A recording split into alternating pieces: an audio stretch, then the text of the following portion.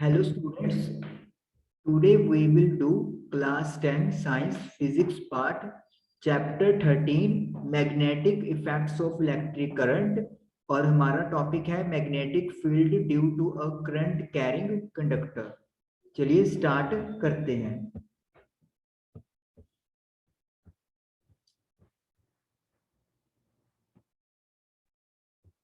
Okay, तो magnetic field due to a current carrying conductor. अभी तक हम लोगों ने ये पढ़ा है कि एक करंट कैरिंग डिवाइस के आसपास मैग्नेटिक फील्ड बन जाता है। अब उसी के बारे में हम लोग कुछ और बातें यहाँ पे डिस्कस करेंगे। In activity 13.1 we have seen an electric current through a metallic conductor produces a magnetic field around it। 13.1 activity में हमने देखा कि एक इलेक्ट्रिक करंट जब मेटालिक कंडक्टर से फ्लो करता है तो उसके आसपास एक मैग्नेटिक फील्ड प्रोड्यूस हो जाता है। In order to find the direction of field produced, let us repeat the activity in the following way। अब जो मैग्नेटिक फील्ड प्रोड्यूस हुआ है उसकी डायरेक्शन फाइंड आउट करने के लिए हमें अपनी एक्टिविटी को रिपीट करना पड़ेगा इस तरीके से जो अभी आपके सामने डिस्कस करने वाले हैं। Activity 13.4 take a long straight copper wire. एक सीधी लंबी कॉपर वायर लें। 2 और 3 सेल्स ऑफ 1.5 वोल्ट ईच। 2 या 3 सेल जिसकी वोल्टेज 1.5 वोल्ट हो एंड प्लग की, और एक प्लग की भी हमने अटैच करना है। Connect all of them in series as shown figure, और जैसा फिगर में दिखाया गया है लाइक दिस, ऐसे आप लोगों ने कनेक्शन कर लेना है। Place the straight wire parallel to and over a compass needle। जो आपके पास स्ट्रेट वायर है आपने उसको एक कंपास नीडल के ऊपर रखना है। Plug the key in the circuit, और सर्किट में अब की को प्लग कर दे, यानी कि अब करंट फ्लो होना स्टार्ट हो जाएगा। Observe the direction of deflection of north pole of the needle.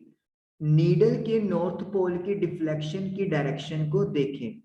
If the current flows from north to south as show in figure, अगर करंट नॉर्थ से साउथ फ्लो करता है जैसे कि फिगर में दिखाया गया है, the north pole of the compass needle would move towards the east.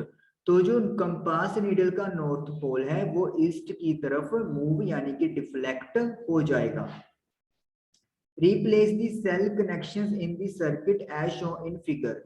Cell connection जो सर्किट में लगे हुए हैं उनको रिप्लेस कर दे जैसे कि फिगर में दिखाया गया है सेकंड वाली में। यहाँ पे आपको क्या नजर आ रहा है डिफरेंस? जो वायर का पॉजिटिव एंड कनेक्टेड है वो अब उसकी जगह पर नेगेटिव एंड आ गया है, और जहां पे नेगेटिव टर्मिनल है वहां पे पॉजिटिव। तो इसका मतलब आपने वायर्स के जो कनेक्शन है उनको पॉजिटिव नेगेटिव को इंटरचेंज कर देना है, नेगेटिव पॉजिटिव उनको बना देना है। ओके जी, रिप्लेस ये हो गया। This would result in the change of direction of current through the copper wire that is from south to north. इससे क्या होगा, करंट जो पहले नॉर्थ से साउथ की तरफ फ्लो कर रहा था, देखिए ऊपर से नीचे, अब वो नीचे से ऊपर यानी कि साउथ से नॉर्थ की तरफ मूव करेगा। Observe the change in the direction of the needle. अब दोबारा से आपने नीडल की डिफ्लेक्शन की डायरेक्शन में चेंज जो हुआ है उसको देखना है। You will see that now the needle moves in opposite direction, that is towards the west। आप देखोगे कि जो नीडल है वो ऑपोजिट डायरेक्शन में मूव कर रही है, यानी कि वेस्ट की तरफ। पहले ईस्ट की तरफ हुआ था मूवमेंट, अभी वेस्ट की तरफ मूवमेंट हो रहा है। It means the direction of magnetic field produced by electric current is also reverse। यानी कि करंट की डायरेक्शन चेंज होने से मैग्नेटिक फील्ड जो प्रोड्यूस हो रहा है उसकी डायरेक्शन भी रिवर्स हो जाती है।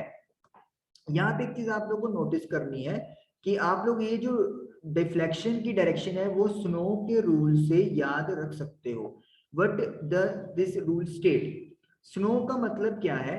एस एन का मतलब है कि जो करंट की डायरेक्शन है that is from south to north, यानी कि एस एन का मतलब यहाँ पे हो गया है करंट की direction that is south to north, यानी कि सेकंड फिगर जहां पे करंट साउथ से नॉर्थ जा रहा है। तो एन का मतलब यहाँ पे ये भी है कि नॉर्थ नीडल ऑफ कंपास, यानी कि एन का मतलब डायरेक्शन भी है और एन का मतलब नॉर्थ पोल भी है, किसका? कंपास का। डिफ्लेक्ट टुवर्ड्स वेस्ट, जो नॉर्थ पोल है वो वेस्ट की तरफ मूव कर जाएगा, यानी कि जो आपकी नीडल नॉर्थ पोल की तरफ पॉइंट कर रही थी वो अब कहाँ पे पॉइंट करेगी, वेस्ट डायरेक्शन में पॉइंट करेगी, वेस्ट की तरफ डिफ्लेक्ट हो जाएगा। तो करंट साउथ से नॉर्थ होता है तो नॉर्थ पोल वेस्ट की तरफ डिफ्लेक्ट कर जाता है। तो फिर इसका उल्टा क्या होगा, इसका उल्टा क्या है कि अगर करंट की डायरेक्शन नॉर्थ से साउथ होगी तो यहाँ पे नॉर्थ पोल सेम रहेगा, तो जो नॉर्थ पोल है वो किस डायरेक्शन में मूव कर जाएगा, वो ईस्ट डायरेक्शन में डिफ्लेक्ट हो जाएगा। तो स्नो का रूल याद करने से आप लोग इजिली रिमेंबर कर सकते हो कि करंट का डायरेक्शन अगर साउथ से नॉर्थ है तो नॉर्थ पोल वेस्ट डायरेक्शन में डिफ्लेक्ट हो जाएगा।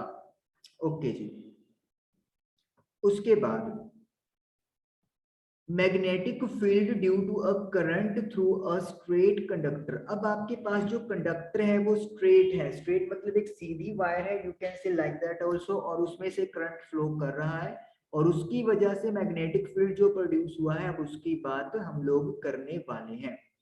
What determines the pattern of the magnetic field generated by a current through a conductor? एक करंट कैरिंग कंडक्टर के आसपास मैग्नेटिक फील्ड जनरेट हुआ है, उसका पैटर्न कौन सी चीज है जो डिटरमिन यानी कि पता करती है। Does the pattern depend on the shape of the conductor, क्या कंडक्टर की शेप पैटर्न बनाती है, या मतलब पैटर्न कंडक्टर की शेप पे डिपेंड करता है। We shall investigate this with an activity, हम लोग ये एक एक्टिविटी के द्वारा इन्वेस्टिगेट करेंगे। We shall first consider the pattern of the magnetic field around a straight conductor carrying current. हम लोग पहले मैग्नेटिक फील्ड का पैटर्न देखेंगे एक स्ट्रेट कंडक्टर के अराउंड जिसमें से करंट फ्लो कर रहा है। Now let us start with activity 13.5। Take a battery 12 volt, एक बैटरी लेनी है आपने 12 वोल्ट की, और वेरिएबल रेजिस्टेंस लेना है, या फिर एक रियोस्टेट ले सकते हो जो हमने चैप्टर नंबर 12 में डिस्कस किया था जिसमें रेजिस्टेंस की वैल्यू चेंज की जा सकती है। एन एमीटर, एक एमीटर लेना है, प्लग की, एक स्विच कह सकते हो आप, connecting wires and long straight thick copper wire, और कॉपर की एक लंबी सीधी थिक यानी कि मोटी वायर हम लोगों ने टेक ओवर करनी है। Insert the thick wire through the center normal to the plane of a rectangular cardboard. जो थिक वायर है वो आप लोगों के सेंटर से होनी चाहिए एक रेक्टेंगुलर कार्डबोर्ड के, और वो परपेंडिकुलर यानी कि नॉर्मल होनी चाहिए कार्डबोर्ड के प्लेन के, यानी कि जैसे आपने कार्डबोर्ड टेबल पे रखा तो उसके बिल्कुल आर पार जो है सेंटर से वायर को क्रॉस करवाना है। Take care that the cardboard is fix, ध्यान रखना है कि जो कार्डबोर्ड है वो फिक्स हो, and does not slide up और डाउन, और जो कार्डबोर्ड है वो ऊपर या नीचे स्लाइड यानी कि फिसलना नहीं चाहिए। Okay, connect the copper wire vertically between the points x and y as shown in figure। Copper wire को वर्टिकली आपने x और y पॉइंट्स के बीच में कनेक्ट करना है जैसे कि आपको फिगर में दिखाया गया है। In series with the battery a plug and की, और साथ में आपने सीरीज में बैटरी लगानी है और एक प्लग की भी लगा देना है, और यहाँ पे आपको एमीटर भी दिखाई देगा और वेरिएबल रेजिस्टेंस भी दिखाई देगा। आप देखिए कॉपर वायर जो एक्स और वाई के बीच में उसका कलर रेडिश ब्राउन किया हुआ है क्योंकि ये कॉपर वायर को रिप्रेजेंट कर रही है। Sprinkle some iron filings uniformly on the cardboard, कुछ आयरन फीलिंग्स यानी कि लोहे का चूरा आपने कार्डबोर्ड के ऊपर यूनिफॉर्मली स्प्रिंकल यानी कि छिड़कना है। यू में use a salt sprinkle for this purpose, आप एक नमक दानी का भी यूज कर सकते हो इस पर्पस के लिए। Keep the variable of the rheostat at a fixed position, अब आपने रियोस्टेट को एक पर्टिकुलर पोजीशन पे फिक्स करना है, and note the current through the ammeter, और करंट कितना फ्लो कर रहा है एमीटर के थ्रू वो आपने नोट करना है। Close the key so that a current flows through the wire, अब की को क्लोज कर दे ताकि एक करंट वायर के थ्रू फ्लो करे। Ensure that, ये यकीन बनाना पड़ेगा copper wire placed between the point x and y remains vertically straight, जो कॉपर वायर है x और y के बीच में वो वर्टिकली सीधी रहनी चाहिए। Gently tap the cardboard a few times. अब कार्डबोर्ड को आपने हल्का सा थपथपाना है कुछ टाइम के लिए। Observe the pattern of the iron feelings. Iron feelings का जो पैटर्न है उसे आपने देखना है। You would find that the iron fillings align themselves, showing a pattern of concentric circles around the copper wire. जैसा कि फिगर 13.6 में आपको दिखाई दे रहा है, जो आयरन फीलिंग्स है वो अपने आप को कंसेंट्रिक सर्कल्स यानी कि एक सर्कल्स की फॉर्म में यहाँ पे अपने आप को अलाइन कर लेंगी। कंसेंट्रिक का मतलब क्या है कि सभी सर्कल का जो सेंटर होगा it will be the same centre, यानी कि सेम सेंटर बनाते हुए सर्कल जो है वो बड़े बड़े होते जाएंगे। What do you these concentric circle represent? ये कंसेंट्रिक सर्कल्स क्या रिप्रेजेंट करते हैं? They represent the magnetic field lines. ये जो सर्कल्स हैं वो मैग्नेटिक फील्ड लाइंस को रिप्रेजेंट करेंगे। How can the direction of the magnetic field be found? Magnetic field की डायरेक्शन कैसे पता कर सकते हैं? Place a compass at a point से पी ओवर अ सर्कल। आपने किसी भी सर्कल के ऊपर किसी पॉइंट पे, जैसे कि मान लो पॉइंट पी पे सर्कल पे कंपास रख देना है, जैसे कि इन्होंने फिगर में आप लोगों को यहाँ पे रख के बताया हुआ है। दिस इज लेट मी से पॉइंट पी जहां पे आपने कंपास रख दिया। कोई भी एक सर्कल चुन लेना है और उसके ऊपर कंपास रख देना है। Okay, observe the direction of needle. और फिर आपने नीडल की डायरेक्शन ऑब्जर्व करनी है। The direction of the north pole of the compass needle would give the direction of the field lines produced by the electric current through the straight wire at point P. आपने needle की direction check करनी है, जहां पे north pole compass का direction show करेगा वो आपकी मैग्नेटिक फील्ड लाइन की डायरेक्शन होगी, जो कि करंट से प्रोड्यूस हुई है जब उसको वायर स्ट्रेट वायर से पास करवाया गया है उस पर्टिकुलर पॉइंट पी पर। Show the direction by arrow, और एक आपने एरो लगा देना है डायरेक्शन रिप्रेजेंट करने के लिए। Does the direction of magnetic field lines get reversed if the direction of current through the straight copper wire is reversed? क्या मैग्नेटिक फील्ड लाइंस की डायरेक्शन रिवर्स हो जाती है अगर करंट की डायरेक्शन स्ट्रेट कॉपर वायर से reverse हो जाए? चेक इट, इसको आप लोग कहते हैं चेक करें। ओके, नेक्स्ट देखिए। What happens to the deflection of the compass needle placed at a given point if the current in the copper wire is changed? Compass needle की डिफ्लेक्शन पे क्या होगा एक पॉइंट पे अगर कॉपर वायर के अंदर जो करंट है वो बदल दिया जाए? टू सी दिस, इसको देखने के लिए vary the current in the wire, wire के अंदर करंट को चेंज करें। We find that the deflection in the needle also changes. हम लोग क्या देखेंगे कि जो नीडल के अंदर डिफ्लेक्शन हो रही है वो भी बदल जाती है। इन फैक्ट बल्कि if the current is increase, अगर करंट को इंक्रीज कर दिया जाएगा डिफ्लेक्शन ऑल्सो इंक्रीजेस, डिफ्लेक्शन भी बढ़ जाती है। It indicates that the magnitude of the magnetic field produced at a given point increases as the current through the wire increases. इससे ये पता चलता है कि मैग्नेटिक फील्ड का मैग्नीट्यूड किसी गिवन पॉइंट पे इंक्रीज हो जाता है जैसे ही करंट वायर के थ्रू इंक्रीज होता है। यानी कि जो मैग्नेटिक फील्ड प्रोड्यूस हुआ है वो इंक्रीज हो जाएगा अगर वायर में से जो करंट है उसका अमाउंट इंक्रीज कर दिया जाए। What happens to the deflection of the needle if compass is moved away from the copper wire but current through the wire remain the same? Second, अब हमसे ये पूछा गया है कि अगर करंट तो आपने वायर में सेम रखा लेकिन कंपास को आप कॉपर वायर से दूर ले गए तो फिर नीडल की डिफ्लेक्शन पे क्या होगा? टू सी दिस, इसको देखने के लिए now place the compass at a further point from the conducting wire से एट पॉइंट क्यू। आपने कंपास को कंडक्टिंग वायर से किसी दूसरे पॉइंट क्यू पे रख देना है जो दूर होना चाहिए, जैसे कि इन्होंने यहाँ पे दिखाया हुआ है। मतलब आप सपोज करो पहले कंपास को यहाँ पे रखें, फिर यहाँ पे और अब फिर यहाँ पे, यानी कि आप कंपास को करंट कैरिंग वायर से दूर दूर करते जा रहे हो। अब हम लोग देखने क्या वाले हैं, अब उसकी बात होगी। We see that the deflection in the needle decreases। हम लोग देखेंगे कि जो नीडल के अंदर डिफ्लेक्शन है वो डिक्रीज हो जाती है। Thus the magnetic field produced by a given current in the conductor decreases as the distance from it increases। तो हम लोग क्या देखते हैं कि गिवन करंट जो प्रोड्यूस कर रहा है मैग्नेटिक फील्ड वो कम हो जाता है जैसे जैसे डिस्टेंस जो है वो इंक्रीज होता जाएगा। From figure 13.6, it can be noticed that concentric circle representing the magnetic field around the current carrying straight wire become larger and larger as we move away from it. तो figure से हम लोग ये देख सकते हैं कि कंसेंट्रिक सर्कल जो है वो मैग्नेटिक फील्ड को रिप्रेजेंट करते हैं जो कि करंट कैरिंग स्ट्रेट वायर में से पास करता है, और वो सर्कल बड़े बड़े होते जाते हैं जैसे जैसे हम लोग उस वायर से सेंटर से दूर होते जाएंगे।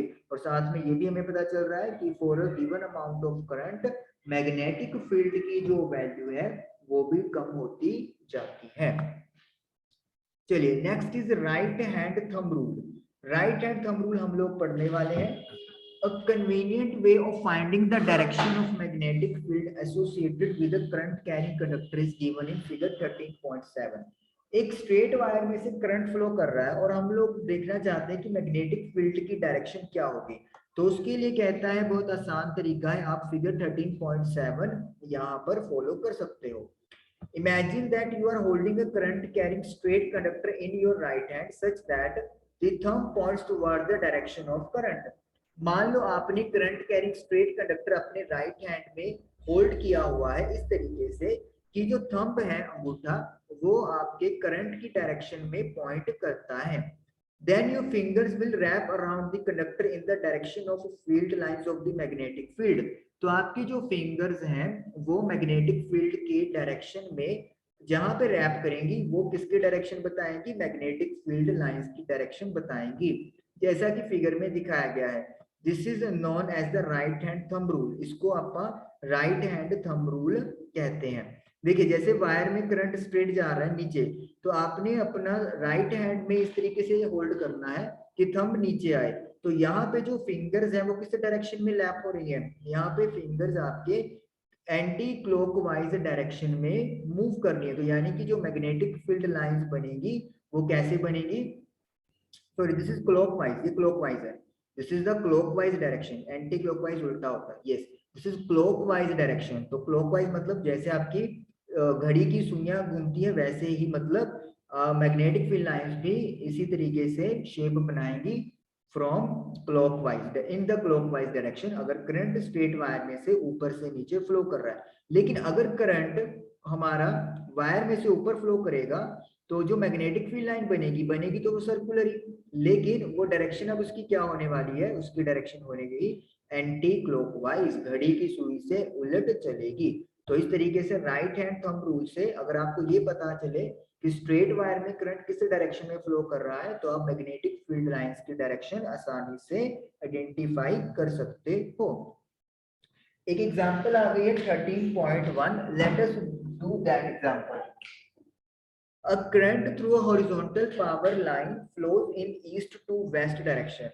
एक हॉरिजॉन्टल पावर लाइन है जिसमें करंट ईस्ट से वेस्ट फ्लो कर रहा है।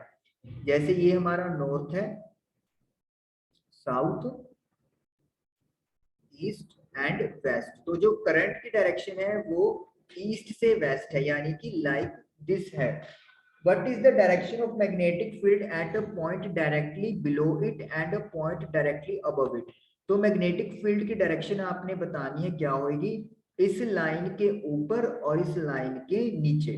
देखिए अब अगर हम लोग इसको होल्ड करते हैं अपने स्ट्रेट अपने राइट हैंड में तो थंब ऊपर की तरफ जाएगा हमारा, और जब थंब ऊपर की तरफ जा रहा है तो जो आपकी फिंगर्स हैं वो यहाँ पे किस डायरेक्शन में ओवरलैप करेंगी, they will overlap in the direction of anti clockwise. Anti clockwise मतलब लाइक दिस। तो इसका मतलब क्या हो गया, जब ये लाइन वायर से ऊपर से पास करेगी तो डायरेक्शन इसकी साउथ से नॉर्थ होगी, और जब ये वायर के नीचे जाएगा तो नॉर्थ से साउथ की तरफ ये यहाँ पे पॉइंट आउट करने वाली है। अगर हम लोग यहाँ पे क्लॉकवाइज और एंटी क्लॉकवाइज के अकॉर्डिंगली बात करेंगे तो हमें ये क्लियर कट दिख रहा है कि जो ये आपकी लाइनिंग है ये आपकी किसकी डायरेक्शन में आ रही है, एंटी क्लॉकवाइज डायरेक्शन में जा रही है, अगर ईस्ट से वेस्ट हम लोग कंसिडर करते हैं।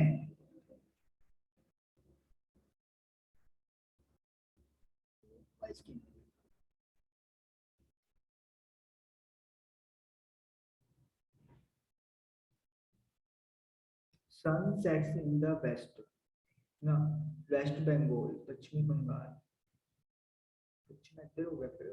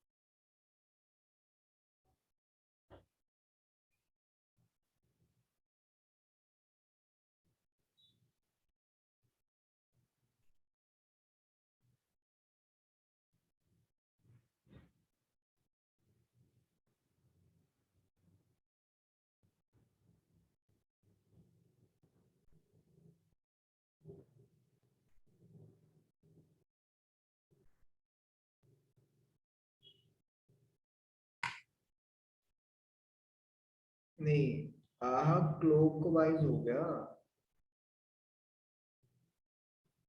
ए,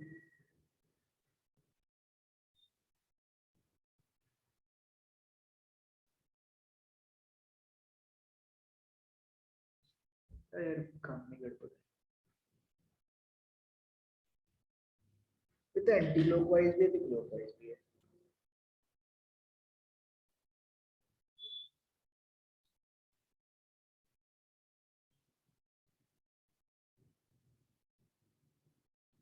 ये एंटी है, एक क्लॉक है।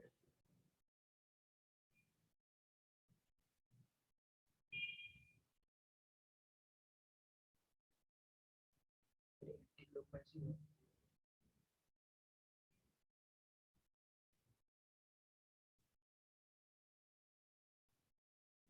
पापा, ये मैंने एम होल्ड करा, लेकिन मैं एम होल्ड करा, फिर एक क्लॉकवाइज बन गया। फिर मैं एम होल्ड करा,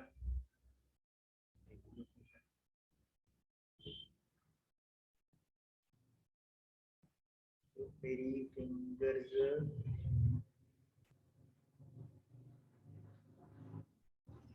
लॉक ही हुआ।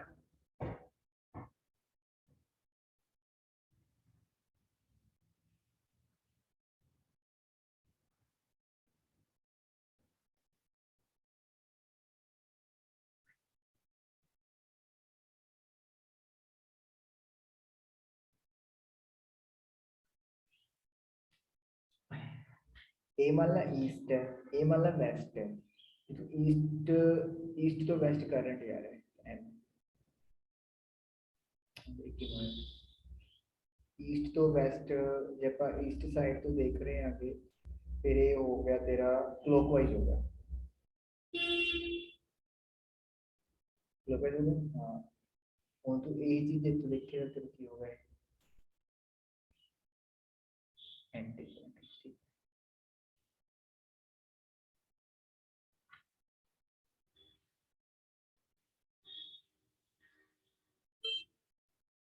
ओके, चलिए हम लोग इनका आंसर रीड आउट करते हैं। Current is in the east west direction, तो करंट जो है वो ईस्ट से वेस्ट जा रहा है। Applying the right hand thumb rule, right hand thumb rule लगाने पर we get the magnetic field, हमें मैग्नेटिक फील्ड मिलता है एट एनी पॉइंट बिलो और अबव द वायर, चाहे आप अबव द पॉइंट बात करें चाहे बिलो द पॉइंट बात करें। Turn clockwise in a plane perpendicular to the wire when view from the stand.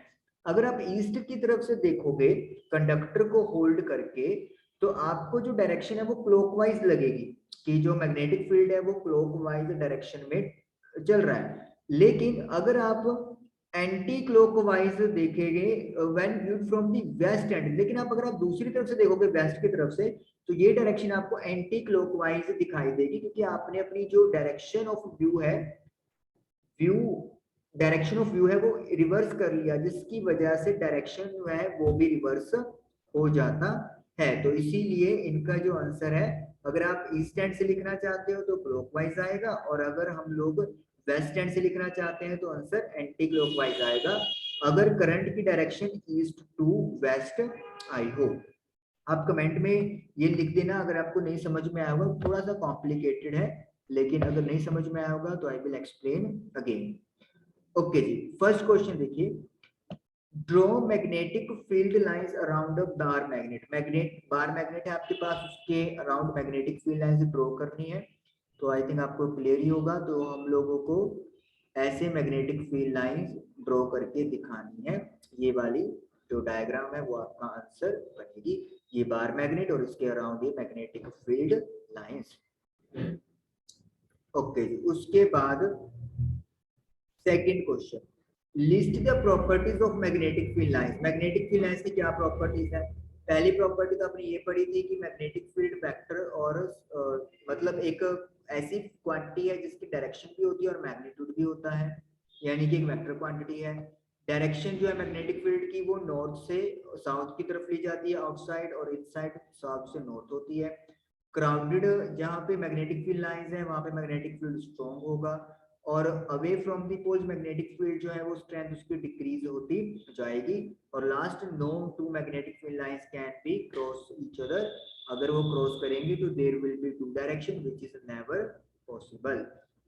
तो इस तरीके से 4 से 5 प्रॉपर्टीज आप लोगों की ये बन जाती हैं। ओके, नेक्स्ट क्वेश्चन है, why do two magnetic field lines intersect each other. दो मैग्नेटिक फील्ड लाइंस क्यों नहीं इंटरसेक्ट करती?